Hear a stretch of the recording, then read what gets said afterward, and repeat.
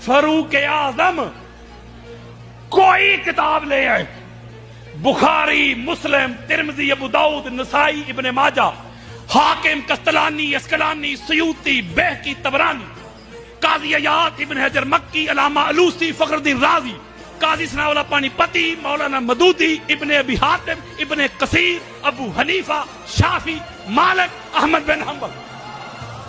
कोई किताब ले जहां हजरत उमर बिन खताब के कलमा पढ़ने का जिक्र है। बिस्मिल्लाहिर्रहमानिर्रहीम।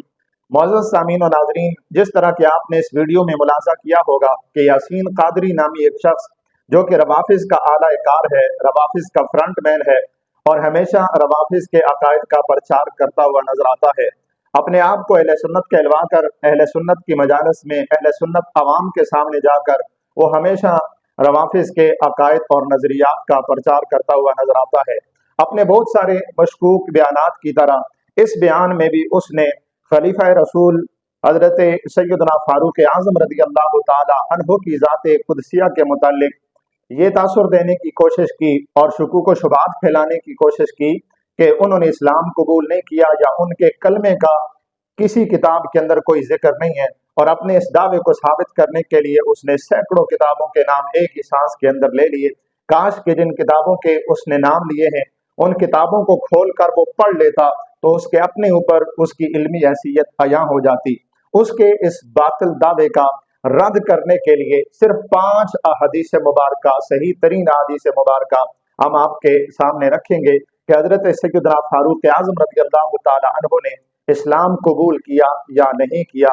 सबसे पहली हदीस अल मुस्तदरिक अल सहीहैन, इमाम हाकिम रहमतुल्लाह ताला अलैह की लिखी हुई किताब है। हदीस नंबर 4491 है। हजरत अब्दुल्ला बिन अब्बास रज़ी अल्लाह ताला अन्हु रिवायत करते हैं, काला काला रसूलुल्लाह सल्लल्लाहु अलैहि वसल्लम लम्मा अस्लम उमर अतानी जिब्रील फकाला कद इस्तबशरा अहलु समाए बि इस्लाम उमर।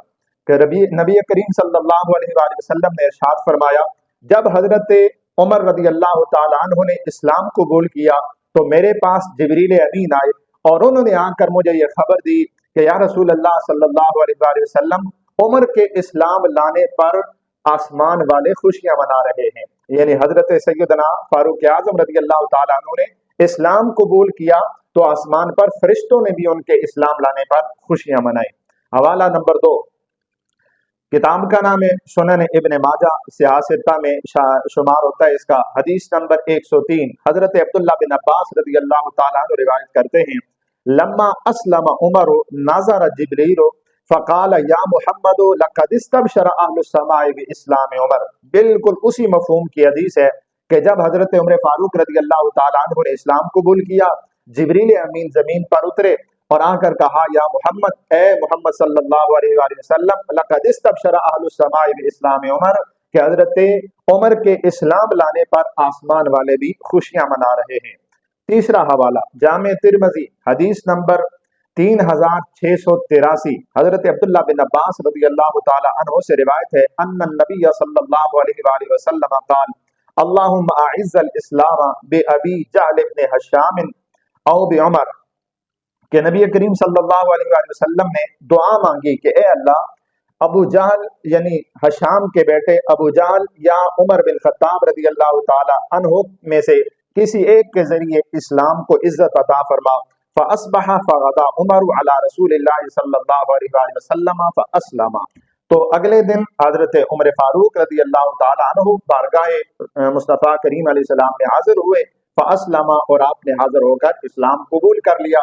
नबी करीम सल्लल्लाहु अलैहि वसल्लम ने मांग कर दुआ के जरिए अल्लाह से आपको हासिल किया और अल्लाह ताला ने आपको इस्लाम का शर्फ अता फरमाया। हवाला नंबर 4, जामे तिरमिज़ी, हदीस नंबर 3681 है।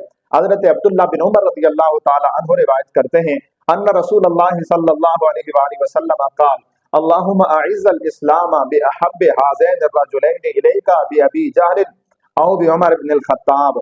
अल्लाह के नबी ने दुआ की, ए अल्लाह, इस्लाम को इज्जत अता फरमा इन 2 अफराद में से, इन 2 बंदों में से जो तुझे ज्यादा पसंदीदा है उसके जरिए इस्लाम को इज्जत अता फरमा।